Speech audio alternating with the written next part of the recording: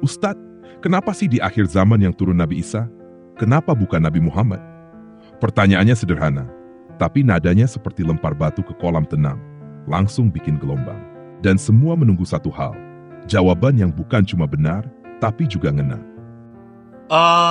Kenapa waktu kiamat harus Isa yang turun?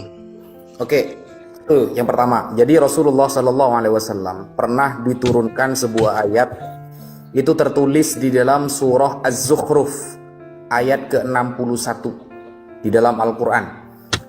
Di dalam Al-Quran itu dikatakan, wa innahu la'ilmul lis-sa'ah fala tamtarunna biha.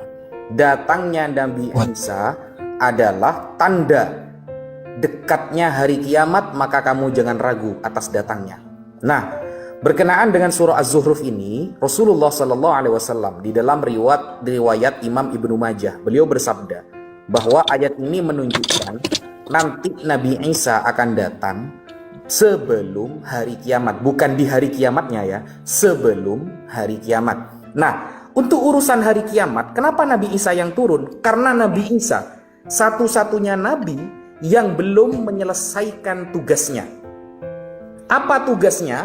Yaitu memberitakan bahwa dia bukan Tuhan. Jadi ada hadisnya, ada dalilnya. Rasulullah mengatakan bahwa Nabi Isa datang ke bumi itu hakaman adlan, sebagai hakim yang adil, wa yukassirus sholib, dan dia akan mematahkan salib.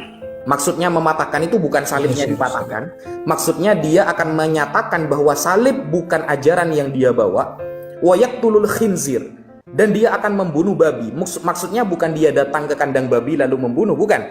Tapi maksudnya dia akan mengharamkan bahwa babi tidak pernah aku bolehkan untuk dimakan.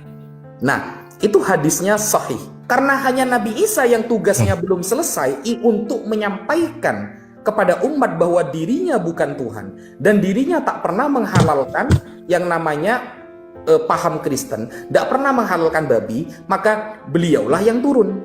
Dalam Al-Quran, jawabannya sudah disingkap dengan sangat tegas. Allah berfirman dalam surah Az-Zukhruf ayat 61, wa innahu la'ilm lis-sa'ati fala tamtarunna biha wattabi'un hadha sirat mustaqim wa innahu la'ilmun tamtarunna biha wattabi'un haja siratum mustaqim. Artinya, dan sesungguhnya dia, Isa itu benar-benar menjadi pertanda akan datangnya hari kiamat. Maka janganlah kamu ragu tentangnya dan ikutilah aku. Inilah jalan yang lurus. Di sini, Al-Quran tidak sekadar menyebut nama Nabi Isa, tapi menetapkannya sebagai tanda besar menjelang kiamat. Bukan kebetulan, bukan tanpa alasan. Turunnya Nabi Isa bukan untuk membawa syariat baru, bukan untuk menggantikan Nabi Muhammad, tapi sebagai penegasan bahwa janji Allah itu nyata dan waktu itu semakin dekat.